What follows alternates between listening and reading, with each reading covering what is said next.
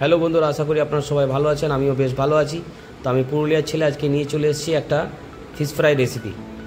তো প্রথমেই আমি দেখে নেব আমার ফিশ ফ্রাইয়ের কালারটা বেশ ভালো হয়েছে। তো আমি পুরুলিয়ার ছেলে আজ প্রথমবার ফিশ ফ্রাই বানালাম। তো ফিশ ফ্রাইয়ের আমি প্রথমেই নিয়ে নেব 4 পিস কেটে রাখা মাছ 4টে নিয়ে নিয়েছি।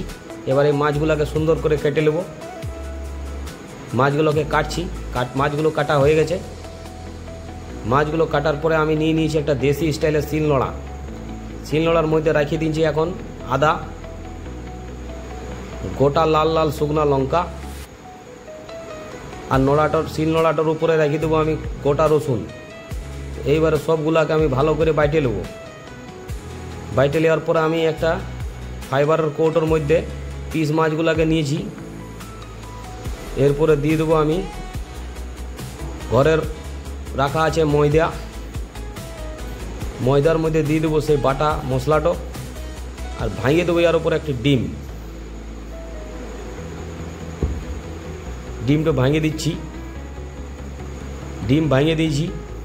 ডিম ভাঙার পর পরিমাণ মতো দিয়ে দেবো হলুদও দিলাম, এবং পরিমাণ মতো দিয়ে দেবো নুন দেওয়া হয়ে গেছে। এইবারে দেখতেই পাইছো তোমরা, আমি চারিদিক থেকে ভালো করে লাড়ে পরে কেমন সুন্দর করে দিয়েছি। তেল গরম হয়ে গেছে। এবারে মাছগুলাকে একটি একটি করে তেলের মধ্যে ছাড়ি দেব। কিছুক্ষণ ভালো করে উল্টায় পাল্টায় ভালো করে ভাজিয়ে,